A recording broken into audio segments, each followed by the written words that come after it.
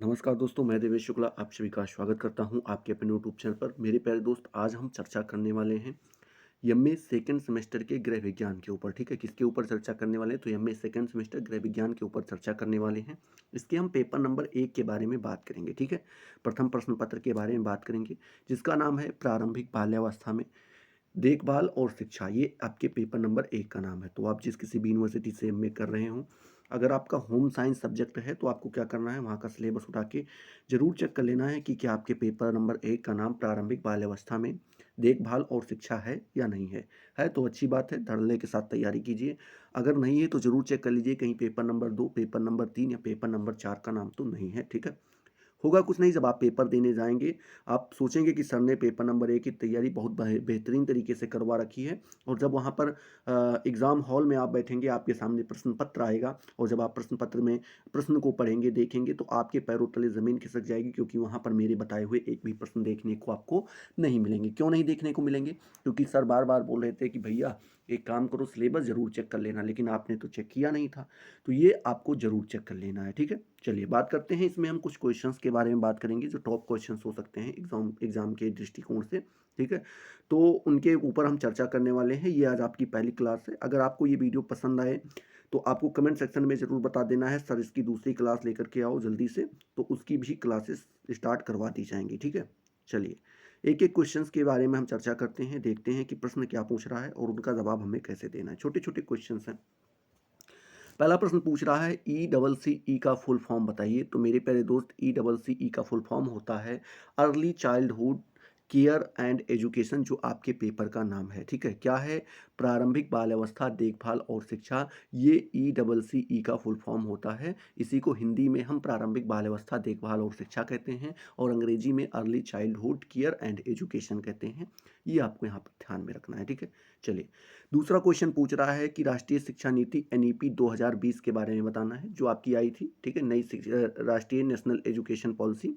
ठीक है, जिसे बहुत लोग न्यू एजुकेशन पॉलिसी भी कहते हैं। ठीक है, नई शिक्षा नीति भी कहते हैं, या कहीं कहीं पे राष्ट्रीय शिक्षा नीति। तो आप दोनों तरीके से यन का मतलब नेशनल भी निकाल सकते हैं और न्यू भी निकाल सकते हैं, जो आप बोलना चाहें। वैसे इसको राष्ट्रीय शिक्षा नीति मतलब नेशनल एजुकेशन पॉलिसी ही कहा जाता है। ये 2020 में आई थी, इसके बारे में बताना है। तो आप मेरे प्यारे दोस्त लिखेंगे कि राष्ट्रीय शिक्षा नीति एनईपी 2020 द्वारा प्रस्तावित नई 5+3+3+4, ठीक है, शिक्षा प्रणाली में 3 साल की उम्र से प्रारंभिक बचपन की देखभाल एवं शिक्षा, ठीक है, ई डबल सी ई का एक मजबूत आधार शामिल है, जिसका उद्देश्य बेहतर समग्र शिक्षा और विकास और कल्याण को बढ़ावा देना है। अब 5+3+3+4 क्या है? तो पहले भैया 5 तक की जो होती है, 5 में एक पेपर होगा जो मेन माना जाएगा। 5 के बाद फिर एक 8 में होगा, 8 के बाद में फिर एक 11 में होगा। ठीक है, और 11 के बाद में फिर आपका कब होगा? ग्रेजुएशन का जो आखिरी ईयर होगा वो होगा। तो इस तरीके से जो है शिक्षा नीति आपकी चलाई जाएगी, ये आपको यहाँ पे ध्यान में रखना है। ठीक है, चलिए अब आप बात करते हैं ये पूरी एक बार कभी देखेंगे, समय मिलेगा तो आपके लिए जो है ये राष्ट्रीय एजुके सॉरी नेशनल एजुकेशन पॉलिसी जो है, राष्ट्रीय शिक्षा नीति है, इसके बारे में पूरा वीडियो बनाएंगे और अच्छे से आपको समझाने का प्रयास करेंगे। ठीक है, चलिए अगला प्रश्न पूछ रहा है कि राज्य ईसीसीई पाठ्यक्रम के अनुसार बाल विकास के क्षेत्र बताइए। मतलब कह रहे हैं कि जो आप अभी ने देखा है, कौन सा है? Early childhood care and education जो है, जिसे हम क्या कहते हैं? प्रारंभिक बाल्यावस्था। हाँ, प्रारंभिक बाल्यावस्था में विकास और शिक्षा जो आपका है, उसमें पूछ रहे हैं कि इसमें आपको बाल विकास के क्षेत्र क्या क्या रखे गए हैं, मतलब बाल विकास के अंतर्गत क्या क्या चीज़ें आती हैं, वो आपको यहाँ पर बताना है। तो इसका जवाब आप देंगे कि राज्य ईसीसीई पाठ्यक्रम के अनुसार बाल विकास के क्षेत्र निम्नलिखित हैं। मतलब बाल बाल विकास के अंतर्गत कई चीज़ें सम्मिलित की जाती हैं जो यहाँ पर बताई गई। पहला जो चीज़ सम्मिलित किया जाता है बाल विकास के अंतर्गत, वो आता है शारीरिक विकास। ठीक है, मतलब फिजिकल डेवलपमेंट, जो उसका शारीरिक विकास है वो अच्छे से हो पाए। क्योंकि आपने देखा होगा कि जब तक उनका कोई भी बालक हो, अगर उसका शारीरिक विकास सही से नहीं हुआ है, या किसी प्रकार से कुपोषित है, या किसी बीमारी से ग्रसित है, या कैसी भी उसको दिक्कत आ रही है और वो शारीरिक रूप से मजबूत नहीं है, तो वो मानसिक रूप से भी मजबूत नहीं होता है, मानसिक रूप से भी कमज़ोर होता है और वो अपने कार्यों को नहीं कर पाता है। जैसे दुबले-पतले जो बच्चे होते हैं या जो कमज़ोर शरीर से कमज़ोर बच्चे होते हैं, वो सामान्य बालकों की अपेक्षा धीरे वर्क करते हैं, चीज़ों को कम याद कर पाते हैं और बहुत सारी ऐसी चीज़ें होती हैं, समस्याएँ जो उनको झेलना पड़ता है। तो इसके लिए शारीरिक विकास बहुत ज़्यादा आवश्यक हो जाता है, तो पहला चीज़ जोड़ देते हैं शारीरिक विकास। दूसरा बताते हैं बौद्धिक विकास।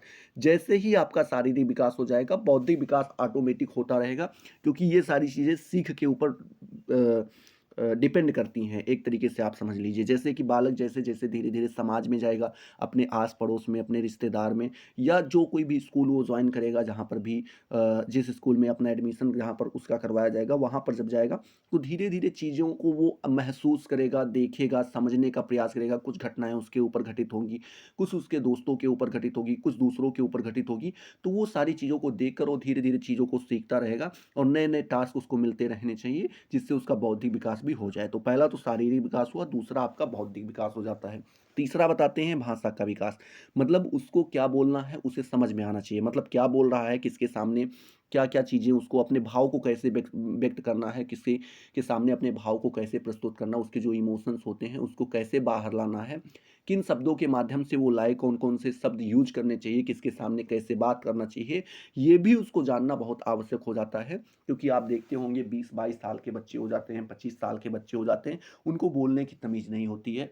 क्या बोलना है, किसके सामने कैसे बोलना है, जो मन में आ रहा है बोलते चले जा रहे हैं। तो थोड़ा उनके पास क्या होता है, लैंग्वेज सेंस नहीं होता, ये भाषा का ज्ञान नहीं होता, भाषा का विकास नहीं हो पाता है और ना होने का केवल एक ही कारण है कि उनके ऊपर कोई ध्यान नहीं दिया गया। अगर वही चीज़ ध्यान दी जाती, उनके शब्दकोश मजबूत कराए जाते हैं कि किस जगह पर कौन से वर्ड यूज़ करने हैं, कौन से शब्द यूज़ करने हैं, तो वो आराम से उन चीज़ों को कर पाते, ठीक है?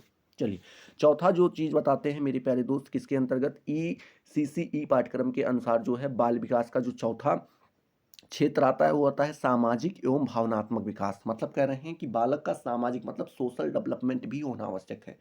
समाज से उसको जुड़ना चाहिए। आपने देखा होगा आस-पास अपने कई सारे ऐसे बच्चे होते हैं जो केवल अपने आप से मतलब रखते हैं। उनको किसी से मतलब नहीं होता है। किसी ने कुछ पूछ लिया, भैया क्या हाल है? क्या हाल है? तो कहेंगे ठीक है, फिर बोलते ही नहीं है वो, मतलब वो आगे खुद खुद कोई बात स्टार्ट ही नहीं करेंगे। अगर जितना पूछोगे उतना बताएँगे नहीं, उनसे कोई मतलब नहीं है। गाँव में क्या हो रहा है, शहर में क्या हो रहा है, आस-पड़ोस में क्या हो रहा है, किसी के यहाँ कुछ फंक्शन है, जाना चाहिए, नहीं जाना चाहिए, उनको इनसे मतलब नहीं होता है। तो ये सारी चीज़ें क्या होती हैं कि आगे चल के उनको जो जीवन होता है उसमें प्रॉब्लम्स बन जाती हैं। प्रॉब्लम्स जैसे शुरुआत में उनकी आदत रही नहीं, आगे चल के वो बोल नहीं पाएँगे। धीरे-धीरे करके आदमी 1-2 दिन की तो ज़िंदगी है नहीं या 4-6 महीने की ज़िंदगी तो है नहीं कि आराम से आप काट देंगे, कोई दिक्कत नहीं है। हम लोगों को 80 साल, 100 साल ज़िंदगी जीना है और आप किसी से मतलब ही ना रखो, क्या होगा? पागलपना आ जाएगा। 60 साल तक पहुँचते-पहुँचते आप पागल हो जाओगे, दिमाग से कमज़ोर हो जाओगे, ठीक है? दिमाग उल-जलूल हरकतें करने लगोगे, बीमारियाँ बहुत सारी हो जाएँगी। तो इससे ज़रूरी है कि आप अपने समाज से जुड़े रहें, अपने आस-पास के लोगों से जुड़े रहें, उनसे अपना संबंध बनाए रखें, ठीक है? अच्छा हो, बुरा हो, कैसा भी संबंध है, बना रहना चाहिए। आप मतलब बातचीत करते रहिए, ज़रूरी है। साथ-साथ पढ़ाई-लिखाई के साथ-साथ या अपने करियर के साथ-साथ समाज भी ज़रूरी होता है, सोशल भी ज़रूरी होता है, रिश्तेदार, नात-मात ये भी ज़रूरी होते हैं, तो इन सब का भी ख़्याल रखना होता है। साथ ही साथ इसमें ये भी बताया गया कि भावनात्मक विकास, मतलब इमोशनल डेवलपमेंट, जो इमोशन डेवलपमेंट होता है, वो भी होना चाहिए। इमोशंस मीन्स जैसे उसको मान लीजिए कोई दुःख है, अब वो रो ही नहीं रहा है, उसको समझ में नहीं आ रहा है कि रोएँ या ना रोएँ, ठीक है? या मान लीजिए कोई ज़्यादा खुशी की बात है, तो वो हल्का-सा मुस्कुरा के रहे, कितना खराब लगता है, कितना गंदा लगता है कि कोई ऐसी मज़े की बात हो गई और सब लोग एकदम ठट्ठा के हँस रहे हैं, ठीक है? लेकिन एक बंदा वो केवल थोड़ा-सा मुस्कुरा दे रहा है। बहुत खराब लगता है और ऐसे लोग आगे चल के मानसिक रूप से रोगी हो जाते हैं। जो ना हँसना जानते हैं, ना रोना जानते हैं, ये क्या होते हैं आगे चल के धीरे-धीरे मानसिक रोगी हो जाते हैं। ये उलूल-जुलूल हरकतें करने लगते हैं, पागलपन का शिकार हो जाते हैं बुड्ढे होते-होते। तो ऐसे लोगों को उनका भावनात्मक विकास भी होना चाहिए, अपने इमोशंस के ऊपर कंट्रोल होना चाहिए, पता होना चाहिए कहाँ हँसना है, कहाँ रोना है, कितना रोना है, सब कुछ उनको थोड़ा बहुत नॉलेज होना चाहिए इन सारी चीज़ों के बारे में। तो भावनात्मक विकास भी होना चाहिए। जो 5वां क्षेत्र बताते हैं, वो बताते हैं संरचनात्मक विकास। संरचनात्मक मतलब आप समझ सकते हैं कि जो उनकी क्रिएटिविटी है, मतलब नए-नए चीज़ों को सोचना, खोज करना और नए-नए चीज़ों को यूज़ में लाना, नए-नए फ़ील्ड्स में जाना, ये सारी चीज़ें जो होती हैं, ये संरचनात्मक विकास के अंतर्गत आती हैं। तो उनको इन सब में भी इंटरेस्ट होना चाहिए, उनको नई-नई चीज़ें खोजनी चाहिए। तो ये सारी चीज़ें, ये कुल मिला के यहाँ पर 5 चीज़ें बताई गई हैं।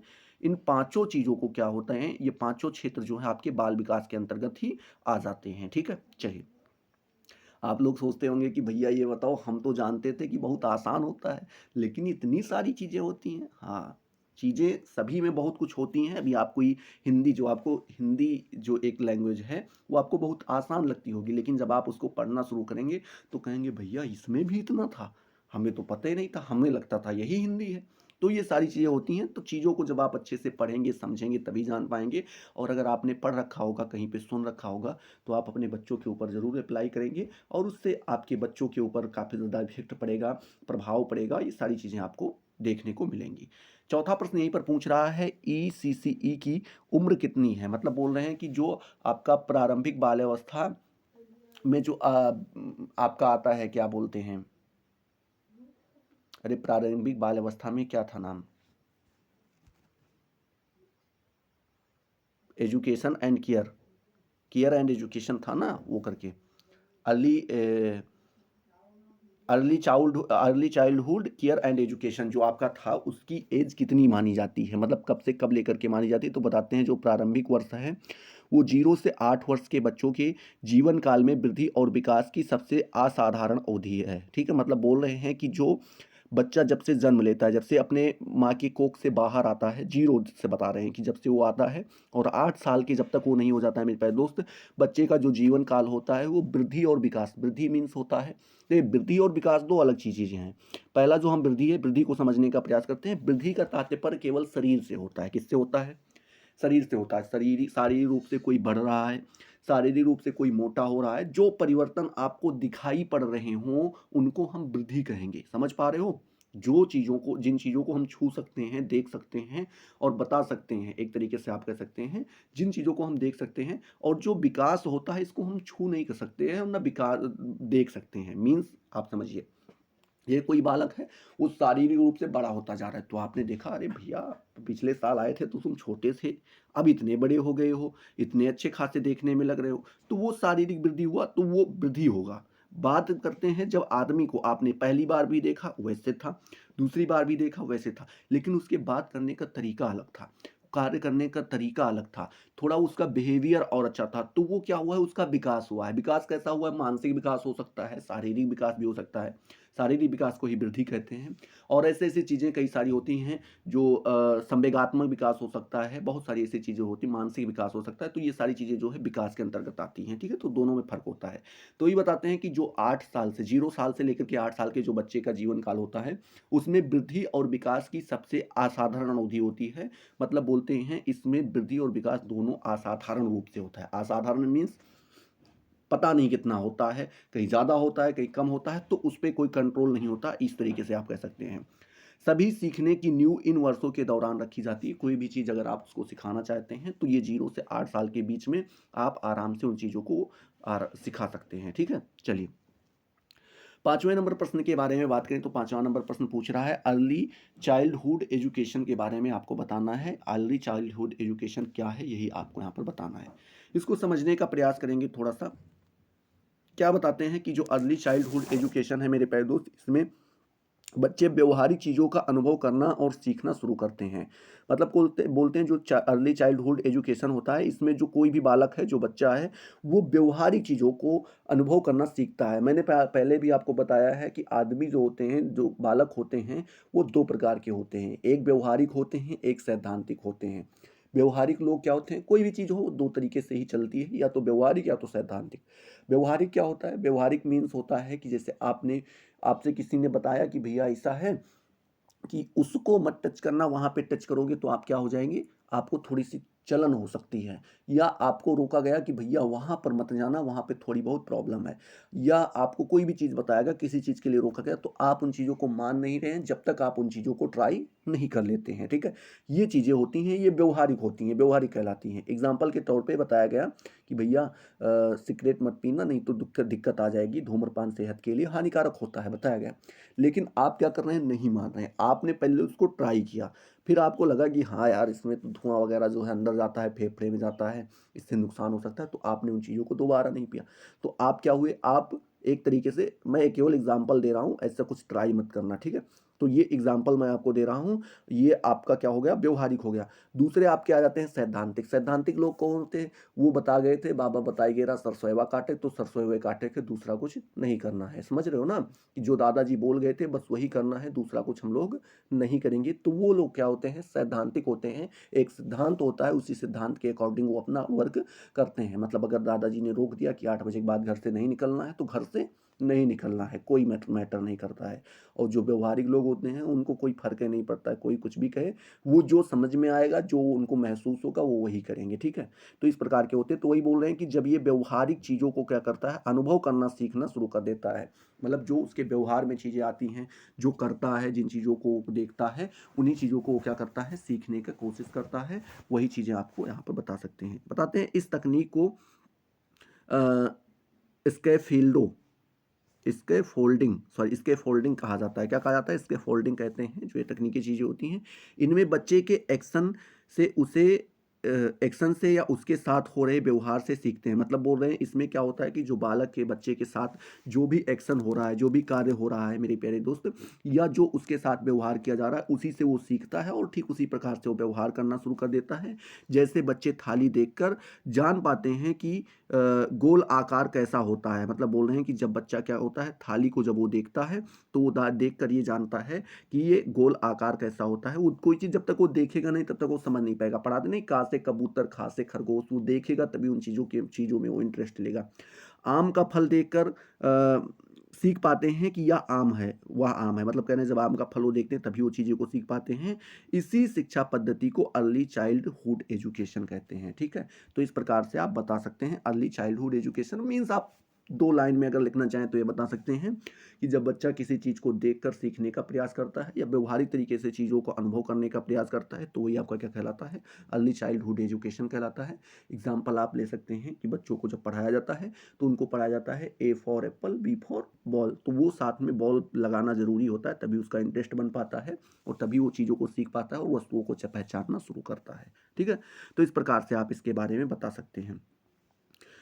लगभग 16 से 17 मिनट का वीडियो आपका बन चुका है और वीडियो ज़्यादा लंबा नहीं करेंगे, क्योंकि आप लोग पूरा वीडियो देखते नहीं हैं। अगर आपको दूसरे वीडियो का काम है, तो आप कमेंट सेक्शन में बताइए कि भैया दूसरा वीडियो भी ले आइए। और तब तक के लिए जो है आराम से तैयारी कीजिए, और पेपर 2 को भी लाएँगे, पेपर नंबर 3 और पेपर नंबर 4 की भी तैयारी हम करवाएँगे। ठीक है? तो चलिए फिर मिलते हैं अगले वीडियो में नए जोश, नए टॉपिक के साथ। तब तक के लिए जय हिंद, जय भारत।